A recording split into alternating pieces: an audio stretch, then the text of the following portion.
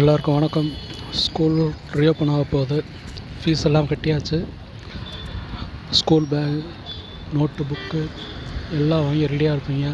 கவர்லாம் போட்டாச்சுன்னு நினைக்கிறேன். நோட்டுக்கு எல்லோரும் போட்டிருப்பீங்க மேக்ஸிமம். இப்போ விஷயம் என்னென்னா, ஸ்கூல் பேக்கில் அந்த கீழே ஒரு ஸ்ட்ராப் தொங்கும் பாருங்கள். அதெல்லாம் வண்டியில் போகிறப்போ அது தொங்க விட்டுக்கிட்டே போவாங்க. அது தரையிலலாம் ரோட்லலாம் பட்டுட்டு போகும். ஒரு தடவை நான் நரிமேடு பக்கம் ஓசிபிஎம் ஸ்கூல் பக்கம் போயிட்டுருக்கிறப்போ 2 லேடிஸு அவங்க முன்னாடி ஒரு பேக் வச்சுருக்காங்க. அந்த பேக்கில் இருக்க ஸ்டாப் கீழே தரையில் போட்டுக்கிட்டே போகுது. அண்ட் அவங்க பின்னாடி உட்காந்துருந்தவங்க வந்து முன்னாடி உட்காந்துட்டு ரொம்ப இன்ட்ரெஸ்ட்டாக பேசிக்கிட்டே போயிட்டுருக்காங்க. அவங்க பின்னாடி உட்காந்துருங்க போட்டிருந்த சுடிதார் வந்து நீளமாக இருக்குது. அது டயரில் படுது. அது தண்ணி, ரெய்னி சீசனாக தண்ணி, அது ஃபுல்லாக மழை தண்ணி தானா இல்லை சாக்கடை தண்ணி சேர்ந்து வந்திருக்குன்றதும் தெரியாது. எவ்வளோவோ பெரிய எச்சியெல்லாம் துப்பியிருப்பாங்க.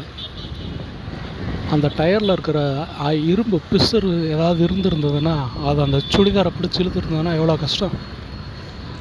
எல்லாம் ஒரு செகண்டு தான், இழுத்து கீழே போட்டுரும். அடி பலமாக போடும்.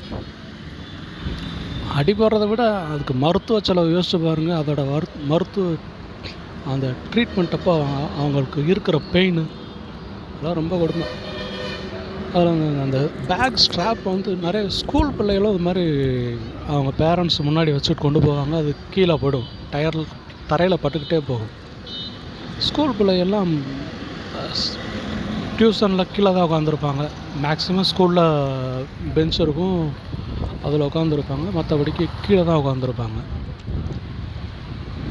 அப்படி உட்காந்துருக்கிறப்ப அந்த பிள்ளைங்க அந்த ஸ்ட்ராப் எடுத்து வாயில் வச்சதுன்னா என்ன எப்படி இருக்கும்? டியூஷனில் உட்காந்துருக்கிறப்ப அதை எடுத்து வாயில் வச்சா அப்பா ரொம்ப கொடுமை. அதெல்லாம் நினச்சி பார்க்கவே கொடூரமாக இருக்குது. எவனோ இச்சியோ துப்பியிருப்பான், வாந்தி எடுத்துருந்துருப்பாங்க. எல்லாம் அந்த தண்ணியில் மிக்ஸ் ஆகி சாக்கடை தண்ணியும் அந்த மழை தண்ணியோட மிக்ஸ் ஆகி அந்த தண்ணியில் பேக் ஸ்ட்ராப்பு பட்டு பெட்டர் அதை மடித்து தச்சிடலாம். அப்படி இல்லைன்னா கட் பண்ணிடலாம். இதுதான் லிமிட்டுன்ற மாதிரி வச்சுட்டு மடித்து ஃபோல்டு பண்ணி தச்சிருங்க. தச்சுட்டாக்க பெஸ்ட்டு.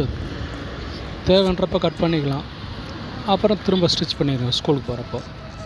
அது மாதிரி பண்ணுறது ரொம்ப நல்லது. அண்டு ஸ்கூலுக்கு போகிறப்போ இல்லைன்னா வெளியே போகிறப்போ குழந்தைகளை முன்னாடி உட்காந்து வச்சு கூப்பிட்டு போகிறப்ப அந்த கண்ணாடி போட்டு போகிறது அதுவும் நல்லது தான்.